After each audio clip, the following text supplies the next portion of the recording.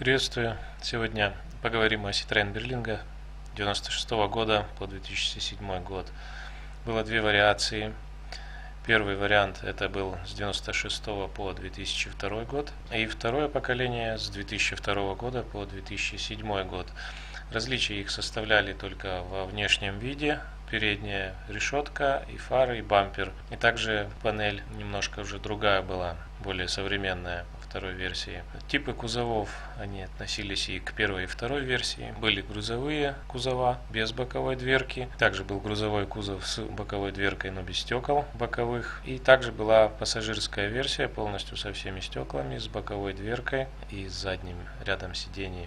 В пассажирской версии было две версии задней двери. Это либо монодверь, либо с двумя дверями. Для задних пассажиров достаточно удобно все сделано. Сиденья полностью складываются и нижняя подушка, и спинки сидений. Получается довольно и без того большое багажное отделение. Кузов у Berlingo замечательный, так как он оцинкованный, и спустя 12 лет на нем даже нет следов коррозии. И при том, что кузов не обрабатывали, то есть никакой дополнительной защиты на нем не было. То есть кузова не ржавеют в наших условиях. Самый простой двигатель это 1.4 бензиновый 8-клапанный двигатель мощностью 75 лошадиных сил. Двигатель этот простой, способен проездить 300 тысяч километров без ремонта. Какими-то выдающимися характеристиками он не отличается. Также не отличается дороговизной и сложностью ремонта. То есть такой себе простой бензиновый двигатель.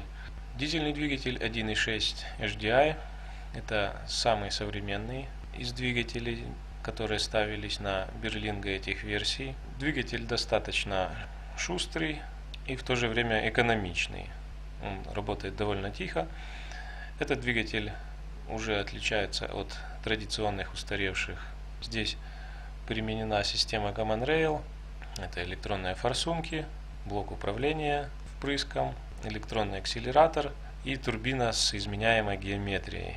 Все это позволяет получить с такого объема 90 лошадиных сил. Двигатель довольно хороший, проблем с ним нету. В том случае, если вы будете заправлять качественным топливом, а лучше его фильтровать, дополнительно может быть отстаивать, тогда у вас проблем с топливной не будет аппаратурой.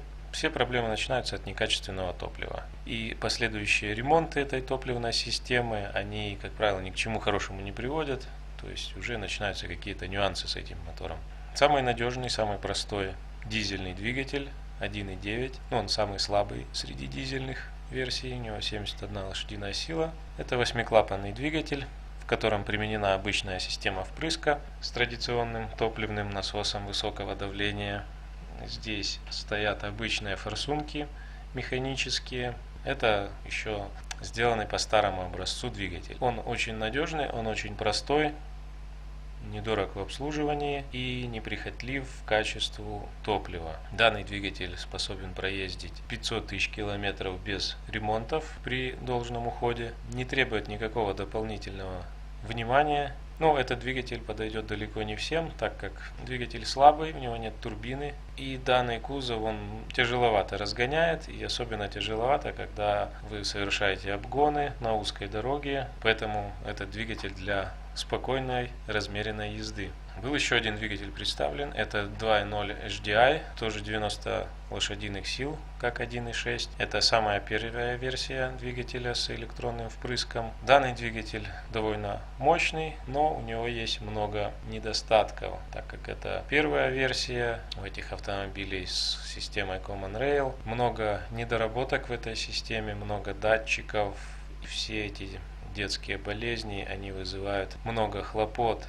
То у него пропадают холостые обороты, то он троит, то он дергается, то он просто глохнет.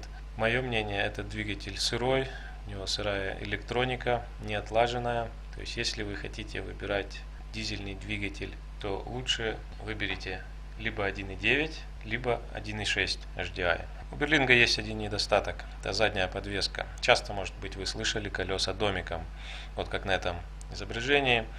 Здесь представлен не Berlingo, так как Berlingo не удалось найти, чтобы ярко вам продемонстрировать. Но суть не в том. Суть в том, что вот видите, задние колеса, они разошлись в стороны. Почему это происходит? Берлинга используется задняя балка, которая пришла к нему еще из старого Peugeot 405. Это торсионная балка, в которой продольные торсионы, и на балку одеты два рычага, к которым уже крепятся колеса.